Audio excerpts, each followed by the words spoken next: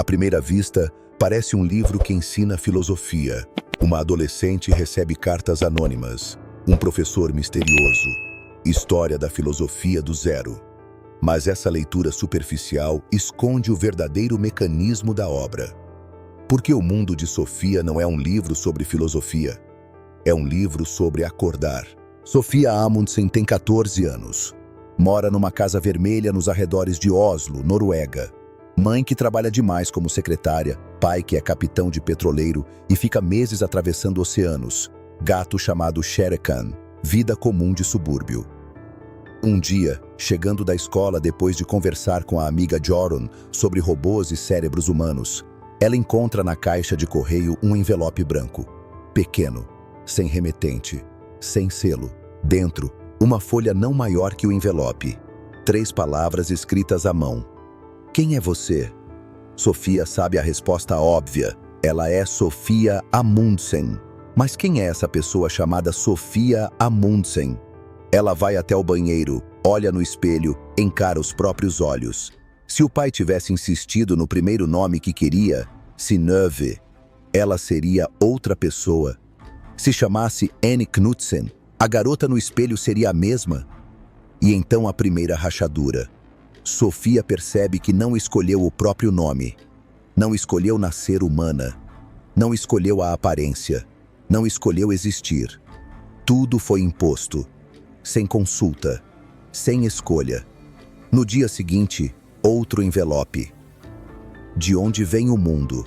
Sofia tenta responder. Deus criou. Mas quem criou Deus? Ele sempre existiu? Impossível. Tudo tem começo. Mas se Deus teve começo, quem o criou? A cabeça dela gira. Pela primeira vez na vida, Sofia Amundsen encontra uma pergunta que não tem resposta pronta. E então começam as cartas semanais. Envelopes amarelos grandes. Curso de filosofia. Manuseie com cuidado. Sofia os lê escondida no esconderijo. Uma clareira secreta no meio da cerca viva no fundo do jardim, onde ninguém pode encontrá-la. Cada carta traz uma lição. Os pré-socráticos que tentaram explicar o mundo sem deuses. Sócrates que irritava Atenas fazendo perguntas. Platão e a caverna. Aristóteles e a lógica. Helenismo. Estoicos e epicuristas. Cristianismo medieval. Renascimento. Revolução científica. Racionalismo. Empirismo. Iluminismo. Kant. Romantismo. Hegel. Kierkegaard. Marx. Darwin. Freud. Sartre. Pós-modernismo.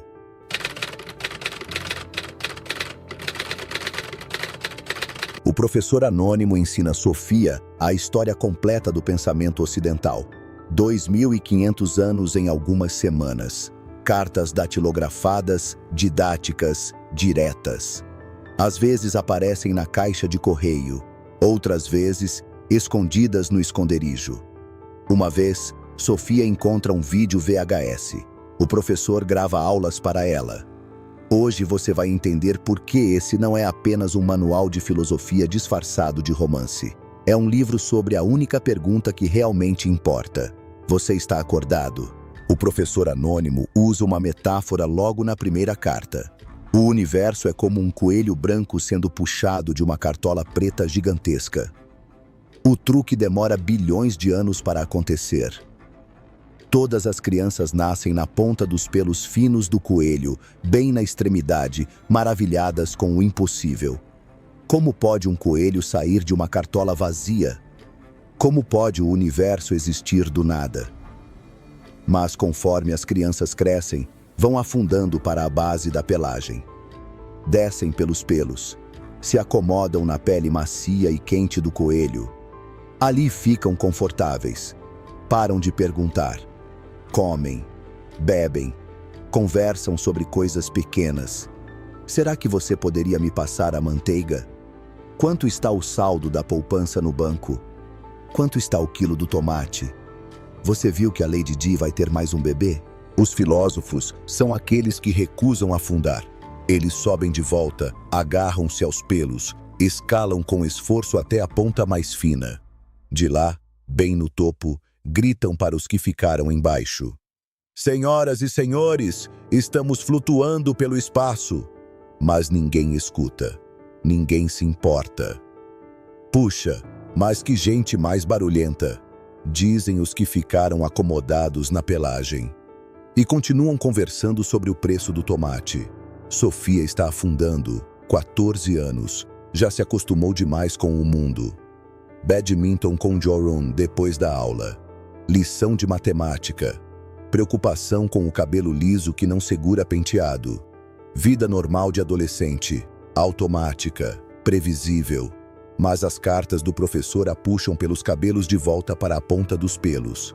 A única coisa de que necessitamos para ser filósofos é a capacidade de nos admirarmos com as coisas, escreve o professor. E escreve em letras maiúsculas para Sofia não esquecer. A única coisa de que necessitamos para ser filósofos é a capacidade de nos admirarmos com as coisas. Crianças pequenas têm isso naturalmente, depois perdem. Um bebê vê um cachorro pela primeira vez e grita de alegria. Au, au! Au, au! Salta no carrinho, agita a mamadeira, está em êxtase. É um milagre ambulante com pelos e focinho. Os adultos cansados dizem, sim, é um au, au, agora fique quietinho. Não se empolgam, já viram centenas de outros cachorros. O espanto morreu. O professor dá outro exemplo. Imagine que o pai de um menino de 2 anos começa a flutuar acima da mesa do café da manhã. O menino aponta. Olha, o papai está voando. Fica maravilhado, mas não chocado. O pai faz tantas coisas estranhas. Se barbeia com o aparelho elétrico, sobe no telhado para mexer na antena, enfia a cabeça debaixo do capô do carro. Voar é apenas mais uma coisa estranha. Mas e a mãe? Ela derruba o vidro de geleia no chão. Grita, desmaia. Precisa de tratamento médico, porque ela aprendeu que homens não voam. O menino ainda não sabe o que é possível ou impossível neste mundo. Essa é a tragédia humana. Perdemos a capacidade de espanto. O mundo se torna banal, comum, óbvio. E é justamente aí que entram os filósofos. Eles jamais se acostumam com o mundo. Para eles, tudo continua surpreendente, repleto de enigmas impossíveis. Sofia decide que não vai afundar, vai subir de volta, vai fazer o curso de filosofia até o fim. Mas tem um problema que cresce junto com as lições. Junto com as cartas de filosofia, Sofia começa a receber cartões postais endereçados a outra pessoa. Hilde Müller-Knag, /C Sofia Amundsen, Rua Klöver 3.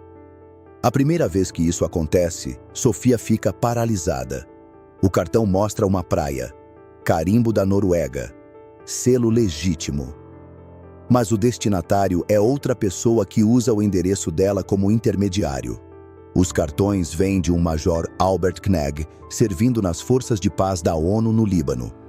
Ele manda parabéns para Hilde pelo aniversário de 15 anos, exatamente um mês depois do aniversário de Sofia.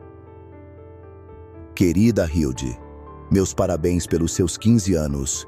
Como você sabe, quero lhe dar um presente que a ajude a crescer como pessoa.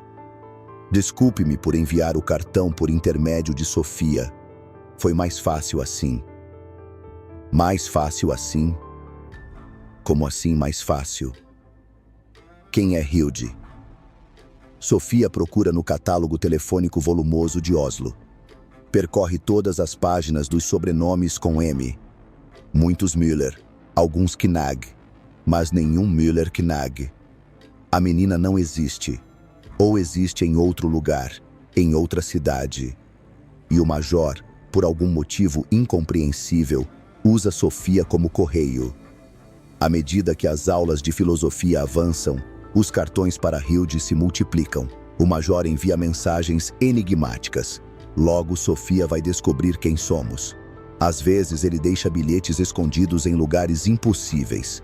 Uma vez, Sofia encontra Hilde, escrito na casca de uma banana no supermercado. Outra vez, uma garrafa com bilhete boiando no lago. para Hilde com amor, Sofia fica obcecada. Quem é Hilde Müller-Knag? Por que ela importa tanto? Por que o Major a usa como mensageira? E, principalmente, como ele consegue deixar mensagens em lugares que Sofia acabou de descobrir? É como se ele soubesse cada passo que ela vai dar antes de dar. E então, numa carta, o professor finalmente se revela. Ele se chama Alberto Knox. Homem de meia-idade, cabelo grisalho puxado para trás, mora sozinho numa pequena cabana perto do Lago Maior. Ex-professor universitário que largou tudo para dedicar-se exclusivamente à filosofia. Convida Sofia para encontros presenciais. Chegou a hora de nos conhecermos, escreve. Eles se veem em igrejas medievais quando Alberto ensina sobre a Idade Média. Numa cabana na floresta para lição sobre Rousseau e a natureza. Num café para discutir o iluminismo francês. Alberto se fantasia de acordo com a época.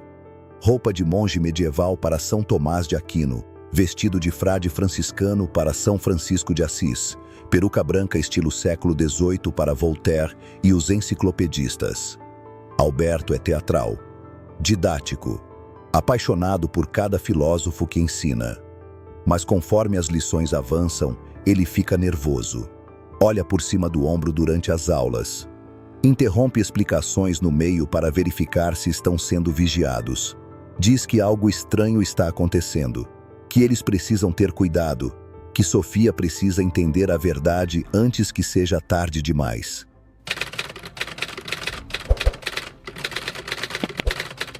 Mas vamos pausar a trama, porque aqui está o mecanismo oculto que quase ninguém percebe.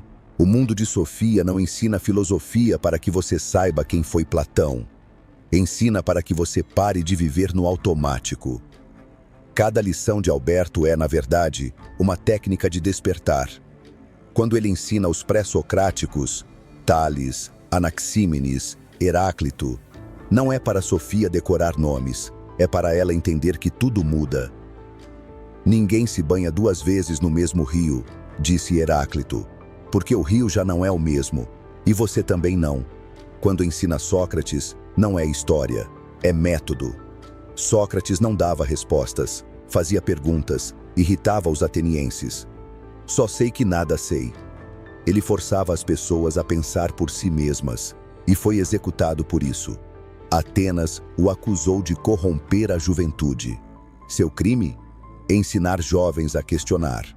Quando ensina Platão, não é metafísica abstrata, é diagnóstico. O mito da caverna. Prisioneiros acorrentados desde crianças, vendo apenas sombras na parede. Acham que as sombras são a realidade. Um prisioneiro se liberta, sai da caverna, vê o sol, volta para avisar os outros. Eles o chamam de louco. Querem matá-lo.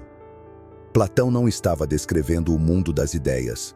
Estava descrevendo você, preso numa caverna chamada cotidiano, vendo sombras chamadas rotina, e quando alguém tenta te acordar, você resiste. Quando Alberto ensina o renascimento, não é sobre Leonardo da Vinci, é sobre renascer. A humanidade estava adormecida por 1000 anos. De repente, acordou. Lembrou que podia pensar, criar, questionar Deus, olhar para o universo sem medo. Quando ensina Descartes, não é sobre penso, logo existo, é sobre duvidar de tudo. Descartes decidiu que a única coisa de que tinha certeza absoluta era que ele duvidava. Logo existia. Tudo o resto, Deus, mundo, corpo, poderia ser ilusão. E Sofia percebe, eu posso duvidar de tudo também. Posso questionar se este mundo é real, se estas cartas são reais, se Alberto é real, e é aí que a coisa fica estranha.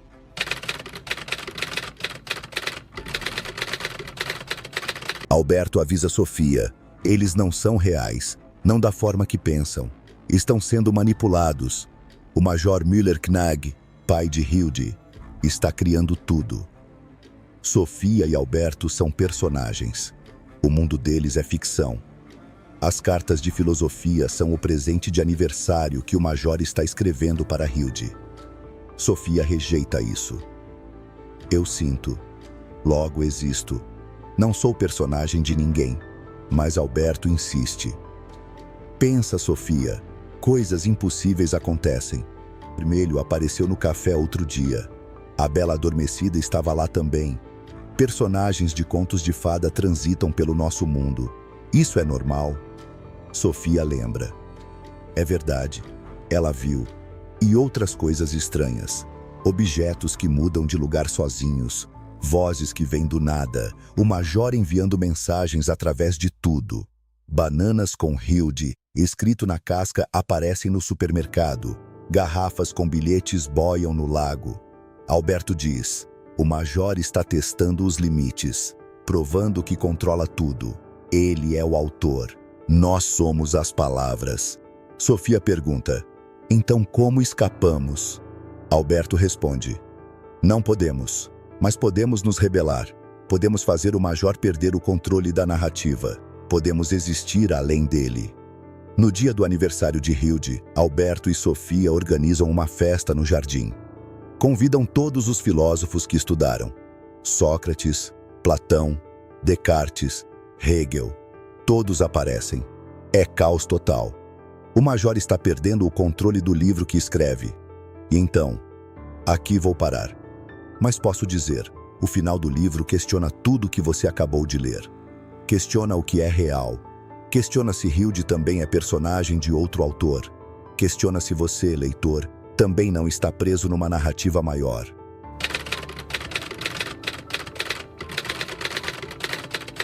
Quando um livro vende 40 milhões de cópias e é traduzido para 64 idiomas, não é porque ensina filosofia. Existem enciclopédias para isso. É porque Jostein Gaarder fez algo que nenhum filósofo acadêmico conseguiu.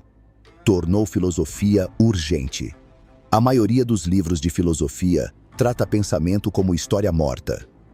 Sócrates disse X em 399 a.C. Platão disse Y. Kant disse Z. Decorar, fazer prova, esquecer. Filosofia vira data, nome, conceito abstrato. O mundo de Sofia trata a filosofia como acordar de um coma. Você está vivo há 14, 20, 40 anos, respirando, comendo, trabalhando, mas nunca parou para perguntar: quem sou eu? De onde vim? Por que existo? Você apenas vive no automático. Acordar, trabalhar, comer, Netflix, dormir, repetir, como um robô bem programado. E aqui está a verdade perturbadora. A maioria das pessoas vive a vida inteira sem fazer essas perguntas. Nascem sem escolher.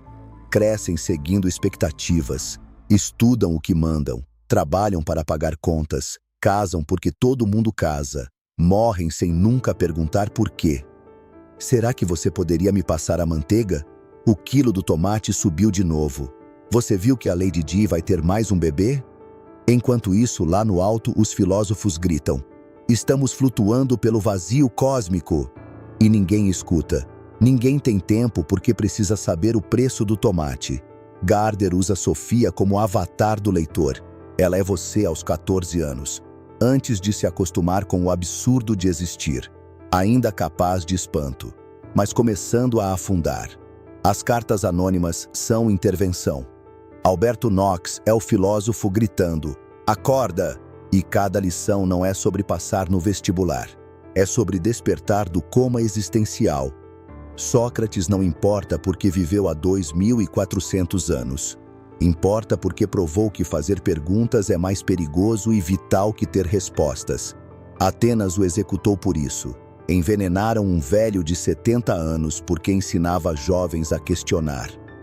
Platão não importa porque inventou teoria das ideias. Importa porque mostrou que você vive numa caverna olhando sombras e acha que as sombras são reais. E quando alguém sai, vê o sol, volta para avisar, eles querem matá-lo. Descartes não importa porque disse: penso, logo existo.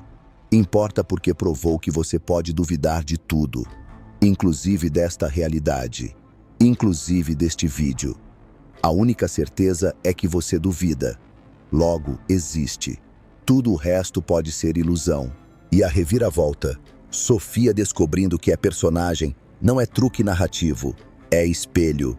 Você também é personagem, de narrativas que não escreveu, de expectativas internalizadas, de papéis sociais, filho obediente, funcionário produtivo, consumidor fiel. Você acha que é livre, mas quem escreveu o roteiro que você segue? Pais, escola, algoritmos que decidem o que você vê, pensa, deseja? Você é Sofia descobrindo que alguém controla cada passo.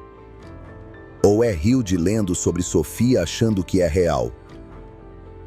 O mundo de Sofia não é sobre filosofia. É sobre a única pergunta que importa. Você está acordado ou vive no piloto automático esperando morrer? Sócrates foi executado. Bruno queimado vivo. Spinoza excomungado. Nietzsche enlouqueceu. Porque acordar é perigoso. É mais fácil ficar na caverna, mais confortável afundar na pelagem do coelho. Mas Sofia sobe. Sofia questiona. Sofia descobre que é personagem e continua pensando, existindo com intensidade dobrada. E o livro te pergunta: você vai subir também? Ou vai ficar confortável conversando sobre o preço do tomate enquanto flutua pelo espaço, sem saber quem você é, de onde veio, para onde vai? Qual lição de filosofia do livro mais te impactou? Deixa nos comentários. Se inscreva no canal. Deixa nos comentários qual livro vamos analisar. E se esse vídeo mexeu com você, compartilha. Porque tem gente vivendo no automático há tanto tempo que esqueceu que pode acordar. E o mundo de Sofia prova que acordar é possível. Doloroso, mas possível. Sempre possível.